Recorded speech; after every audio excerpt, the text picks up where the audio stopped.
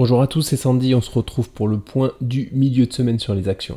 Le SP500 qui suit toujours cette ligne de tendance ici, on voit qu'elle tient bien le cours pour le moment. Alors il y avait la ligne de tendance un peu plus pentue qui a cédé comme on l'a vu ce week-end. Cependant celle-ci tient toujours le coup et devrait accompagner le cours jusqu'aux objectifs des 618,40 sur le SPY.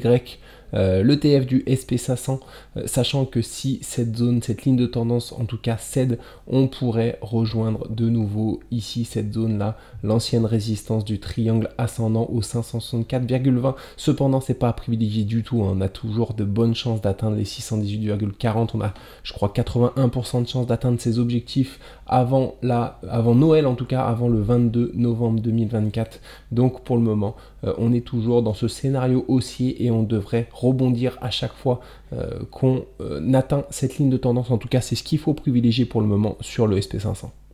Le Nasdaq, on s'est enfin extrait de cette résistance, de cette consolidation ici, cet ancien gap qui jouait le rôle de résistance qu'on avait comblé, mais dont on avait du mal à s'extraire par le haut. Ça a été le cas hier, on est sorti assez violemment par le haut. À voir maintenant comment on réagit. On est sur les plus hauts historiques actuellement sur le Nasdaq, d'autant plus que ce que je remarque ici, c'est plus ou moins un essoufflement haussier pour le moment. Si le mouvement reste là, j'aimerais qu'on s'extrait désormais violemment vers le haut pour annuler ce scénario d'essoufflement et potentiellement ce scénario de retournement, tout simplement parce qu'on arrive sur des plus hauts historiques. Quand on arrive sur des plus hauts historiques avec une sorte d'essoufflement du cours, c'est souvent assez mauvais signe. Donc il faut faire attention ici, il faut être vigilant, hein. Si on est rejeté sur les plus hauts historiques, on a toujours cette ligne de tendance sur laquelle on devrait s'appuyer pour repartir vers le haut. Il faut absolument qu'elle tienne, hein, si jamais on est rejeté ici, parce que si elle cède par le bas, on pourrait revenir sur des niveaux bien plus bas, en tout cas légèrement plus bas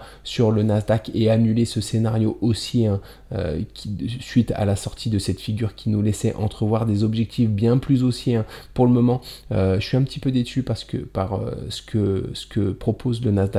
En tout cas, on a un essoufflement ici, on a une hausse qui est pas très virulente, on arrive sur des plus hauts historiques un peu avec un mouvement légèrement qui s'affaiblit. Donc voilà, à voir comment on réagit. Encore une fois, ce que j'aimerais pour résumer, c'est une sortie désormais violente par le haut sur le Nasdaq, hein, une sortie assez virulente ici haussière pour annuler en tout cas ce scénario qui est susceptiblement baissier, hein, parce que si jamais on revient tout de suite ici, si on est rejeté sur les plus hauts historiques et qu'on revient tout de suite sur cette ligne de tendance, il faudra absolument qu'elle tienne, parce que si elle cède, encore une fois, on est susceptible de repartir sur une correction un petit peu plus longue dans le temps et un petit peu plus profonde. Donc vraiment cette fin de semaine va être déterminante pour voir comment on réagit ici sur les plus hauts historiques, et la semaine prochaine également va être déterminante. J'aimerais encore une fois voir une extraction assez violente par le haut sur le Nasdaq. On commence sur les actions américaines avec Apple. Apple qui a sa publication de résultats demain soir, un jeudi soir, donc vendredi, on aura potentiellement pas mal de volatilité. Alors deux scénarios ici, le scénario que je privilégie bien sûr c'est le haussier, hein, tout simplement parce qu'on est sorti par le haut de cette configuration ici, ce triangle symétrique de sommet, donc on a des objectifs qui sont beaucoup plus élevés sur Apple. Donc à voir, hein, si on confirme bien cette sortie du triangle par le haut et si on repart vers le haut suite à la publication de résultats, sachant que on a fait un beau throwback ici, donc on est susceptible de confirmer ce beau throwback pour repartir vers le haut. Cependant, si jamais la publication est mal accueillie et qu'on est rejeté, on a une zone ici qui est potentiellement intéressante. On a tout d'abord les objectifs de ce double top ici. Alors je vais revenir en arrière, voilà, ce double top qui se trouve ici. Donc on a des objectifs au 217,65, on a également un gap ici à combler, on a également les 214,20 $ ici qui a été un support qu'on a testé à plusieurs reprises et qui a joué légèrement le rôle de résistance ici. Donc potentiellement, si jamais on est rejeté, on peut avoir un rebond qui s'effectue dans cette zone là. Cependant cette zone là est pas hyper intéressante, tout simplement parce que si jamais on a cette correction, on cassera deux lignes de tendance, à la fois celle-ci et à la fois celle-ci, hein, qui étaient des lignes qui tenaient bien le cours, et du coup on sera susceptible d'observer potentiellement une correction un peu plus longue. En tout cas on pourrait observer, si jamais on corrige ici, peut-être une correction qui nous mène jusqu'à des zones légèrement plus basses sur Apple. C'est pour ça que pour moi c'est important ici, hein, ce qui va se passer suite à sa publication de résultats. Ça pourrait être déterminant pour la suite des mois en tout cas à venir sur Apple. Si on part vers le haut, c'est très positif parce qu'on ira probablement rejoindre les objectifs haussiers, hein. On n'ira peut-être pas rejoindre les 278,40 40 immédiatement, hein, mais sur du long terme, en quelques mois, on est susceptible d'atteindre cette zone-là. En revanche, si on est rejeté, on peut repartir. On peut observer ici, dans un premier temps, un rebond, mais on sera susceptible d'observer ensuite une correction un peu plus longue dans le temps sur Apple. Amazon, on a une publication de résultats vendredi matin qui pourrait amener pas mal de volatilité en fin de semaine sur cette action également. Alors, à quoi on peut s'attendre sur Amazon? Tout d'abord, je vais repasser en hebdomadaire. Amazon a des objectifs très haussiers qu'on n'a pas encore atteints et qui sont atteints 90% du temps. On a dans un premier temps cet élargissement ici descendant avec la rotation partielle, avec la zone de résistance au 145,40 qu'on a franchi violemment par le haut. Ici, on avait fait un throwback. Les objectifs de cette figure sont les $211. On a également cet élargissement descendant avec la zone de résistance ici et la zone de support ici qu'on avait franchi par le haut en avril 2023 et dont on n'a toujours pas atteint les objectifs, hein, qui sont également les $211. Donc on a une zone très claire ici aux $211 qu'on devrait atteindre en tout cas, dont ces figures ici nous laissent présager l'atteinte de ces zones-là. Alors ici, c'est pour ça que je privilégie, suite à la publication de résultats, la continuation de la hausse sur Amazon jusqu'à au moins cette zone-là des $211. Cependant, quand je repasse en journalier, si la publication de résultats en tout cas est mal accueillie par les intervenants, on pourrait avoir une zone basse intéressante sur Amazon, notamment si on franchit par le bas les $180,40, parce qu'on pourrait avoir en tout cas sur cette zone basse l'objectif d'un double top ici au niveau des $165,60. On a également les $166,20 qui en hebdomadaire est une zone qui a joué à de nombreuses reprises le rôle de support et de résistance. On a également un support ascendant à cet endroit-là, hein, qui est un support historique et qui converge avec cette zone-là. Donc si jamais on est rejeté suite à la publication de résultats, on pourrait observer un rebond sur Amazon dans cette zone-là, mais c'est pas ce que je privilégie, hein, personnellement. On a toujours cette belle zone des $211 qui est un double objectif qu'on n'a toujours pas atteint et qu'on devrait atteindre, en tout cas d'après moi, ces prochaines semaines, ces prochains mois sur Amazon. Google, on en avait parlé ce week-end ensemble. Alors comme je l'avais dit, il faut privilégier sur ce genre de configuration une hausse, tout simplement parce qu'on a ici un élargissement descendant à angle droit avec une zone de résistance ici, une zone de support à cet endroit-là. On était en train ce week-end d'effectuer une rotation partielle.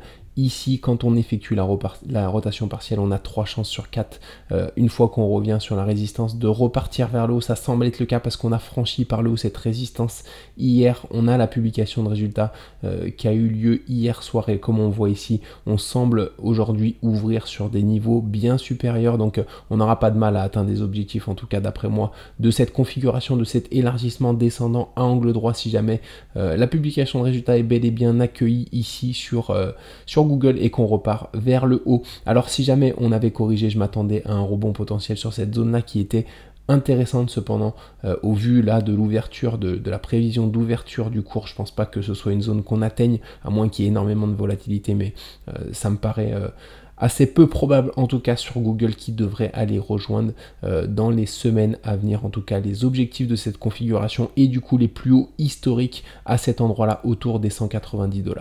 Home Depot, on a atteint la zone que je privilégie ici pour un rebond. On a ici à cet endroit-là le double top sur lequel on est venu mécher sur les objectifs. On a un gap également qu'on est venu combler. On a enfin les 391,80 qui en hebdomadaire et l'ancienne résistance, hein, qui devrait jouer en tout cas le rôle de support ici, sachant que on a cette grande configuration de tasse et anse dont les objectifs sont bien plus élevés. Donc ici on effectue le throwback, on est susceptible de repartir vers le haut.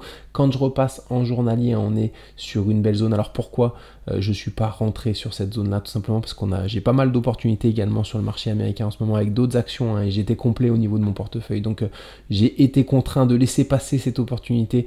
Cependant, ce que je privilégie ici d'ores et déjà sur Home Depot, c'est au moins un rebond technique à voir désormais si on est rejeté ici sur cette zone là pour repartir vers le bas, ou alors si on repart sur des plus hauts historiques en direction des objectifs hebdomadaires sur Home Depot. En tout cas, c'est le scénario que je privilégie sur Home Depot.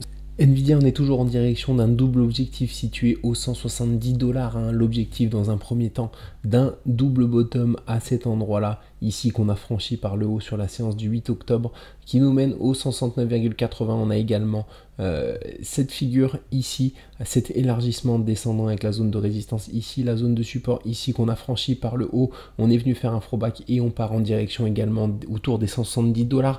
Alors c'est pas pour ça qu'on s'installera durablement sur les 170 $. On peut partir sur cette zone là mais être ensuite violemment repoussé, sachant que Nvidia est assez fortement capitalisé déjà. Alors ici on effectue en ce moment une consolidation qui me paraît assez saine, une consolidation latérale qui laisse envisager une poursuite haussière. Cependant, si on corrige à cet endroit là, on a potentiellement les objectifs à cet endroit là d'un double top ici qui nous mène autour des 130,20 $. On a également les 130,40 $ qui est l'ancienne résistance du double bottom qu'on a vu précédemment. On a enfin une petite ligne de tendance ici qui débute à cet endroit là, qui passe par cette zone là et qui converge ici. Donc si jamais on est repoussé cette semaine, en fin de semaine ou semaine prochaine, en tout cas sur Nvidia, on pourrait observer un rebond dans cette zone là pour ensuite repartir vers le haut. Donc on suivra ça ensemble, hein. Soit on part directement vers le haut, vers une continuation haussière, ce qui est pour moi à privilégier sur Nvidia au vu de la consolidation latérale qu'on effectue,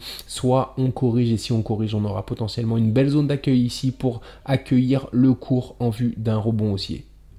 Un petit point sur Visa qui a sa publication de résultats, qui a eu sa publication de résultats hier soir. On devrait avoir les résultats du coup aujourd'hui sur le cours. Pas mal de volatilité à attendre du coup sur Visa aujourd'hui. C'est pour ça que je fais le point sur cette action. Alors pour rappel, on avait ce canal descendant ici avec la zone de résistance ici, la zone de support ici. On a parfaitement atteint les objectifs. On a ensuite été violemment rejeté. On est revenu s'appuyer sur l'ancienne résistance de ce canal. On a rebondi. On a atteint de nouveau quasiment les plus hauts historiques. Ici, à voir comment la publication de résultats est accueillie. En tout cas, si on est rejeté ici, ce qui semble ne pas être le cas pour le moment, mais si on est rejeté, on a une belle zone d'accueil un petit peu plus bas. Ici, on a l'ancienne zone de résistance du canal, encore une fois, sur laquelle on pourrait revenir s'appuyer. On a également cette zone là au niveau des 267,40 $, hein, qui a joué le rôle de support à de nombreuses reprises et de résistance à cet endroit là. On a enfin une grande ligne de tendance du coup hebdomadaire, hein, qui passe par cette zone là. Donc ici, si jamais on est rejeté violemment aujourd'hui, on pourrait atteindre et observer un rebond dans cette zone là à l'avenir sur Visa. En tout cas, on va suivre ça, je vais suivre ça de mon côté aujourd'hui, à voir en fin de semaine comment le cours a réagi sur cette zone suite à la publication de résultats, si on a bel et bien franchi les 281,55 pour repartir vers le bas, ou alors si on a une publication de résultats positive et qu'on est reparti sur les plus hauts historiques sur cette action. On passe sur le marché français et le CAC 40. Alors je suis toujours plus ou moins optimiste, hein, sur le CAC 40. J'avais fait le point ici ce week-end, on était à cet endroit-là, j'avais dit qu'on était potentiellement sur un point bas, on a rebondi, on a été rejeté sur cette résistance ici pour repartir violemment vers le bas ce matin. Du coup on a une nouvelle ouverture baissière, cependant on est toujours sur cette zone ici, au même endroit, hein, sur ce support.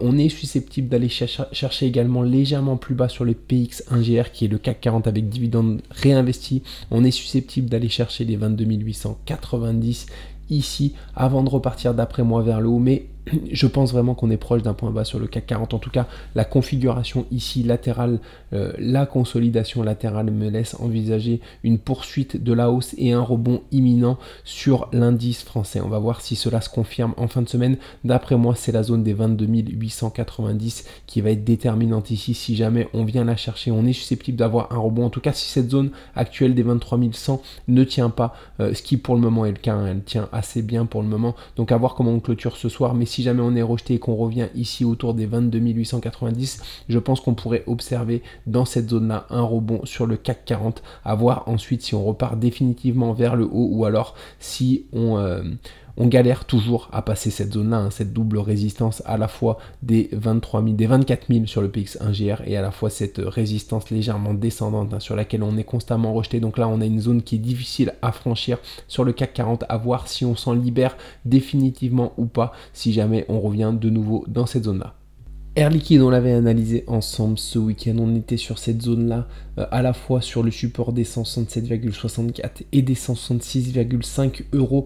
On était également au contact d'une ligne de tendance ascendante ici. On a violemment rebondi, on a été tout de suite violemment rejeté ensuite, hein, je m'attendais à un rebond un peu plus grand sur ces niveaux-là. Donc pour le moment, on est revenu exactement dans la même zone. On a une zone qui a du mal à tenir pour le moment aujourd'hui. On va voir si cette zone tient. Je privilégie en tout cas un rebond à court terme, au moins un petit rebond technique. J'aimerais en tout cas sur cette ligne de tendance avoir un rebond d'ampleur sur Air Liquide. Pour le moment, c'est pas le cas. Si cette zone cède, on aura probablement des objectifs qui se situeront bien plus bas sur Air Liquide. On a également des objectifs intermédiaires, en tout cas une zone de support intermédiaire autour des 159,20 €. Mais encore une fois, je m'attends ici de nouveau à un rebond, mais plus on va tester ces zones de support, plus on a de chances qu'elles cèdent par le bas. En tout cas, aujourd'hui, elles sont assez violemment mises à mal, ces zones de support. Donc à voir comment on clôture en cette fin de journée. Plus la publication de résultats qui aura lieu ce soir après la clôture du marché sera déterminante pour Airbus. On pourrait avoir quelque chose d'intéressant si on franchit par le haut cette double résistance, à la fois cette résistance ici descendante et les 141,50 € ici sur lesquels on est repoussé à plusieurs reprises, en tout cas sur lesquels on a été repoussé à plusieurs reprises, qui est une zone vraiment majeure. Si on a une publication de résultats qui est bien accueillie demain et du coup qu'on franchit cette double résistance par le haut, on a des objectifs qui sont haussiers pour Airbus du coup, et on pourrait repartir sur un mouvement haussier, en tout cas durable sur cette action. Donc à voir demain vraiment comment la publication de résultats est accueillie. En tout cas, si on est rejeté, on a des zones de support légèrement plus basses. Ici on a un double top dont les objectifs sont autour des 133,20. Les 133,20 sont également une zone qui ont joué le rôle de résistance et de support à plusieurs endroits. On a également les plus bas récents ici au 124,60. On a également cette ceinture de sécurité plus ou moins en hebdomadaire qui est une ligne de tendance ascendante. On avait un beau point à un moment donné ici, mais depuis que le double top ici sur Airbus est invalidé, cette zone ici a été n'existe plus. En tout cas, cette zone de rebond n'existe plus. On a violemment rebondi et désormais on est sur une zone de résistance. Encore une fois, si la publication de résultats est bien accueillie, on pourrait avoir un retournement, une validation de retournement majeur sur Airbus pour un mouvement haussier durable sur ces prochaines semaines, ces prochains mois sur cette action. Carrefour toujours en direction d'une belle zone autour des 14,09 € ici, entre les 14 et les 13,85 €. On a tout d'abord les objectifs de ce potentiel, ce double top ou alors ce triangle descendant qu'on a franchi par le bas. On a eu la publication de résultats qui a catalysé le mouvement à la baisse en direction de cette zone. Là, on a également une zone de support autour des 14,09 € qui a joué à de nombreuses reprises le rôle de support, notamment en hebdomadaire.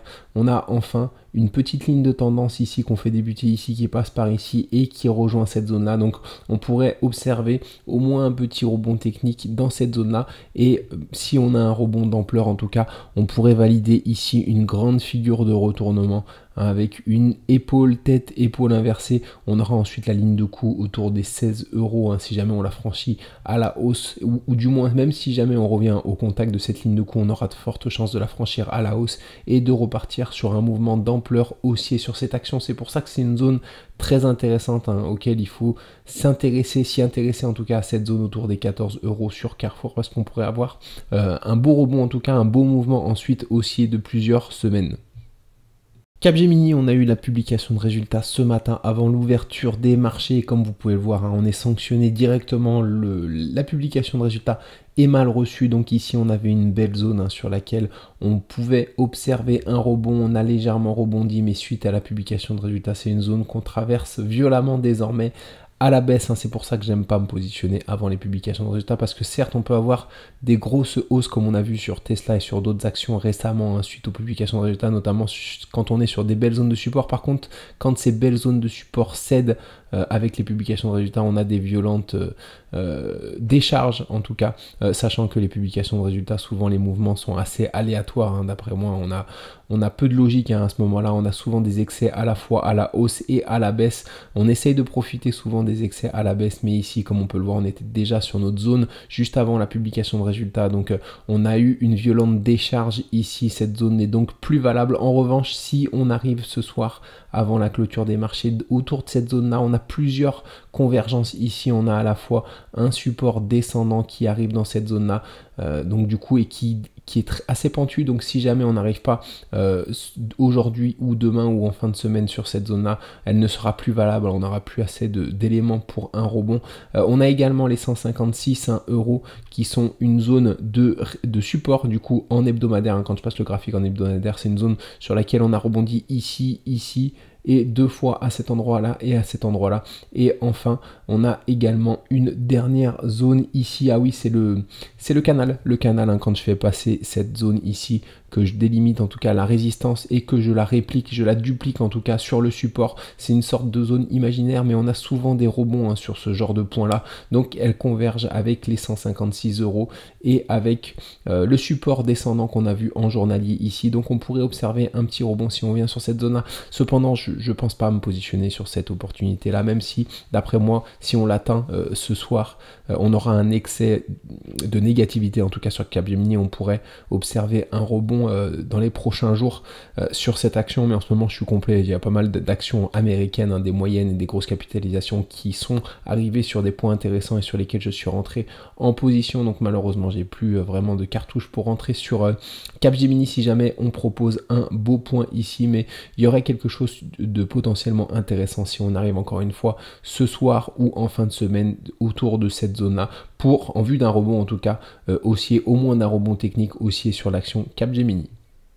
Dassault Systèmes en hebdomadaire, on est toujours dans la zone là dont on avait parlé ce week-end avec les 31,80 € qui est une ancienne zone de résistance puis de support, et à cet endroit-là également de support. Donc on est sur cette zone en ce moment qui est en train de tenir, on va le voir en journalier. On a également une grande ligne de tendance historique ici qui passe exactement par cette zone-là. Donc c'est pour ça qu'on peut observer dans les prochains jours et les prochaines semaines un rebond sur cette zone-là. En revanche, si cette zone-là cède, on a une autre zone de support qui est très intéressante ici, légèrement plus bas. On va passer en journalier pour voir avec plus de précision tout ça. Alors ici, on est actuellement, en tout cas on a rebondi actuellement sur cette zone là, on est en train d'être rejeté, on revient au contact de ce niveau. Encore une fois, on va avoir du mal à passer les 32,66 € si jamais on les franchit à la hausse après le rebond sur cette zone. On sera susceptible en tout cas de repartir sur un mouvement haussier d'ampleur sur Dassault Systèmes. En revanche, si on effectue seulement un rebond et qu'on est rejeté ici, on est susceptible de repartir chercher